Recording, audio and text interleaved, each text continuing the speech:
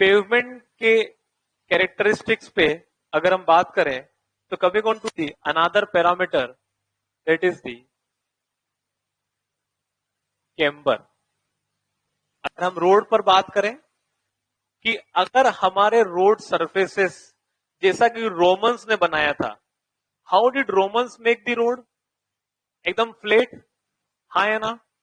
तो हमारे पास अगर हम फ्लेट रोड बनाते तो एक दिक्कत ये आ जाती कि जो भी बारिश का पानी गिरता वो सारा का सारा रोड सरफेस पर ही पड़ा रह जाता।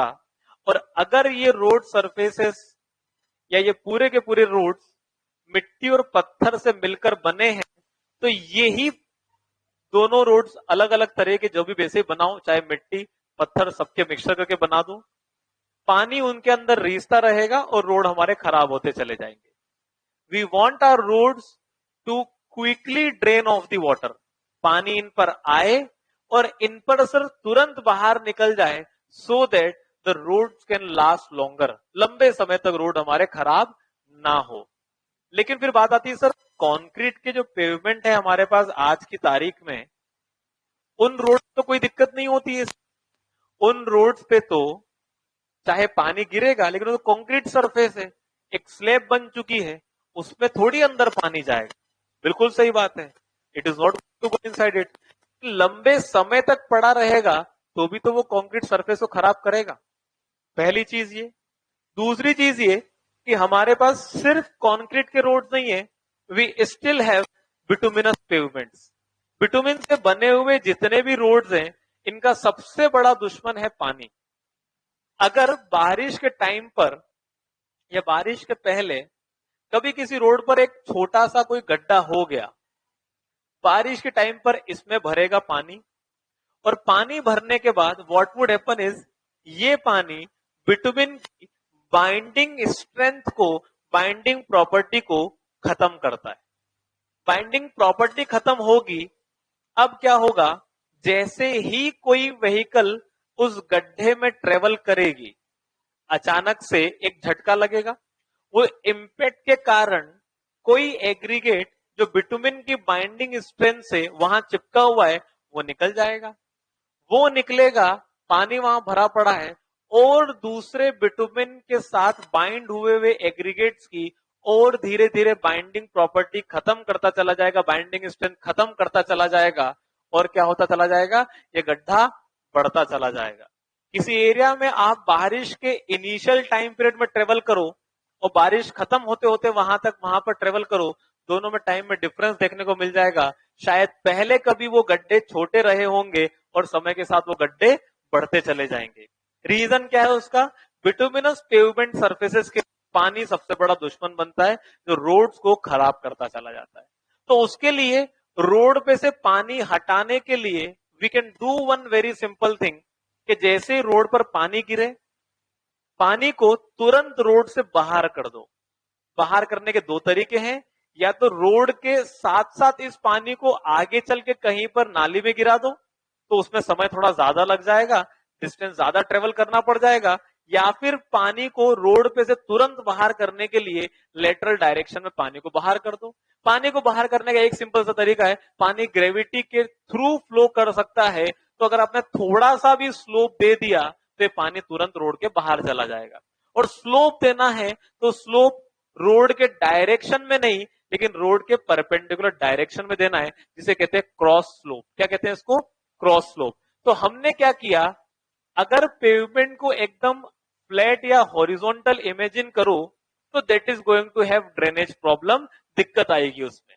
लेकिन हमने उसको क्या किया, हमारे पास सेंटर में से इस रोड को थोड़ा बहुत ऊपर उठा दिया और दोनों जो आउटर एजेस है वहां तक जाकर इस रोड को हमने इस तरह से बना दिया।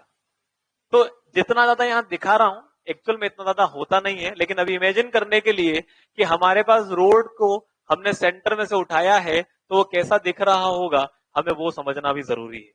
इन दैट केस ये जो हमारे पास यहां पर इस आउटर एज से this is referred as outer edge, this is referred as center of road, and this is also referred as outer edge.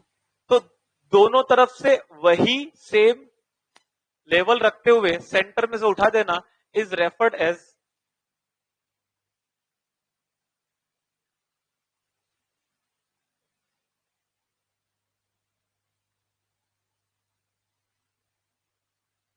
As camber of the road. वो जो एंगल है, जिस एंगल पर आपने इसको उठाया है सेंटर से with respect to the outer edge is referred as camber और the cross slope of the road. अब क्रॉस स्लोप को हम कैसे इंडिकेट करते हैं भाई? पर्पस क्या था यहां पर? ये ऊपर से बारिश का पानी गिरेगा और इस बारिश के पानी को हम जितनी जल्दी हो सके उतनी जल्दी इस बारिश के पानी को रोड पे से बाहर कर दें, is our purpose of providing camber. ठीक है, तो ये क्या कहलाया? हमारे पास रेन वाटर गिरा तो सही, और इसे कहा हमने ड्रेन ऑफ रेन वाटर। ठीक है, इसका जो रिप्रेजेंटेशन है वो रिप्रेजेंटेशन किस तरह से होता है? अगर मैं कहूं कि ये मेरे पास पूरी total width of the road है, ठीक है, total width of the road है, ठीक है। फॉर एन एग्जाम्पल, मैंने मान लो आपके सामने कहा कि हमने, ठीक है, centre is raised bye 1 unit, center is raised by 1 unit with respect to 25 unit of half width of pavement।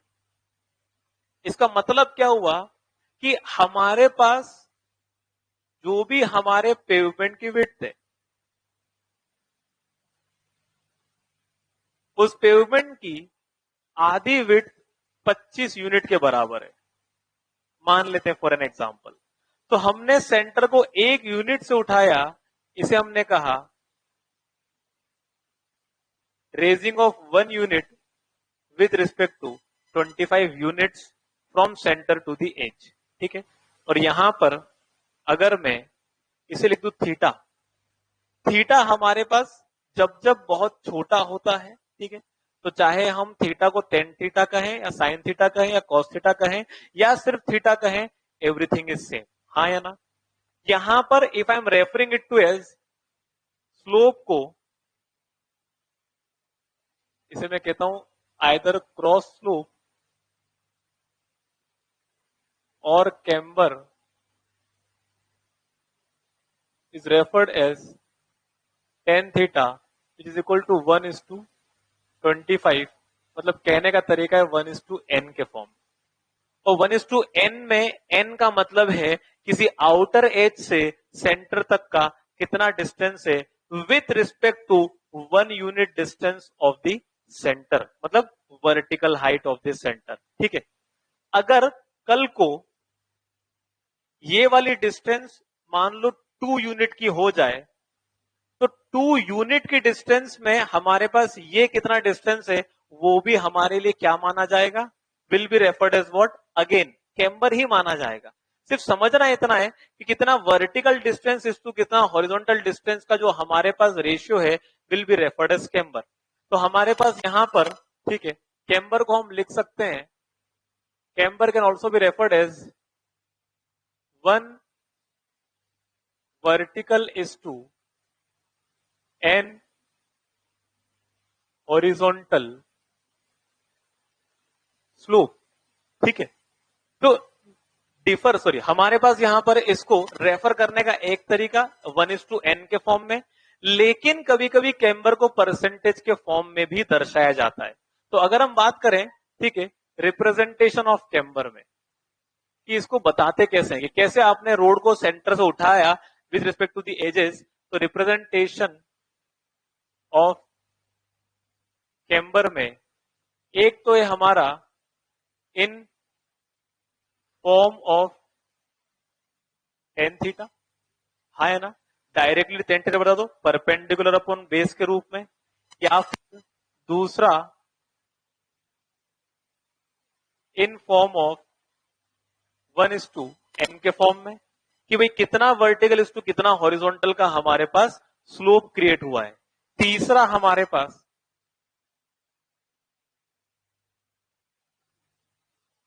In form of percentage. In form of percentage का मतलब क्या, हमारे पास यहां पर if I refer it to as example के तौर पे, if slope is equal to 1/n, ठीक है, तो 1/n का मतलब हो जाता है 1/25, हाँ है ना।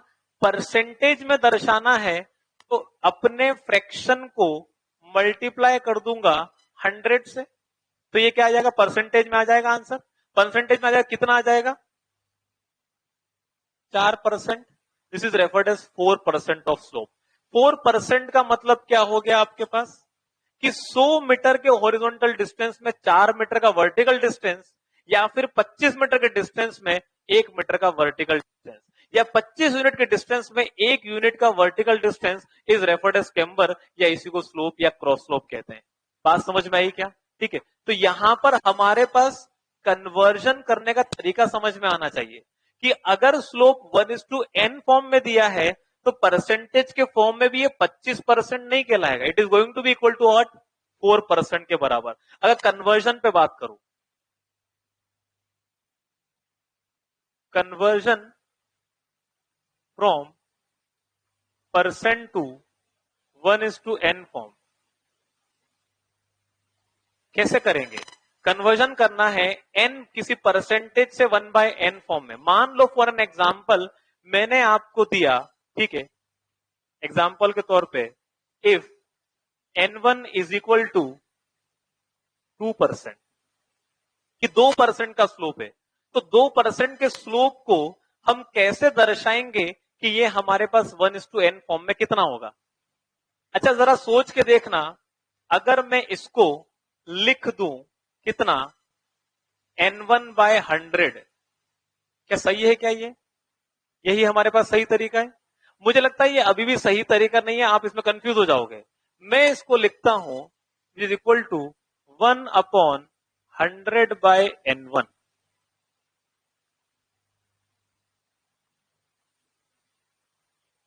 अरे वही लिखा है, लिखा वही है, बस सिर्फ आपको समझ में आना चाहिए कि अगर कभी वैल्यू परसेंटेज में गिवन रही तो क्या करना पड़ेगा। ये डायरेक्टली रखने जाओगे तो कभी कभी आंसर्स में गड़बड़ी आ जाती है, कभी कभी हमारी कैलकुलेशन दिमाग में कुछ और चलती है, सामने लिखते कुछ और गलत कर कर आ जाते हैं, ठीक है। It gives you a very better answer. Reason उसका ये, क्योंकि मुझे हमेशा मेरा आंसर 1:समथिंग फॉर्म में चाहिए होता है। यहां पर अगर मान लो मैंने n1 की वैल्यू 3 दे रखी होती तो 3/100 करने में आपकी सिट्टी पिट्टी भूल हो जाती। फिर आप बोलते 3/100 में लिखूंगा क्या, 3/100 ही लिखाएगा वो तो उस केस में what it can be referred as 1/100/n1 में 100/3 can be now referred as how much, 33.33 के बराबर। तो 1:33.33 का आपके पास स्लोप क्रिएट हो गया। ये बात ज्यादा आसान है या पहला वाला ज्यादा आसान है। तो second one is much more clearer, ये दिमाग को ज्यादा क्लियर रखता है कि हाँ चलो ठीक है, ये यहां से यहां जाना, यहां से यहां जाना, it becomes much more clear. तो हमेशा क्रॉस स्लोप या कैम्बर को रेफर करने के अलग अलग तरीके होते हैं।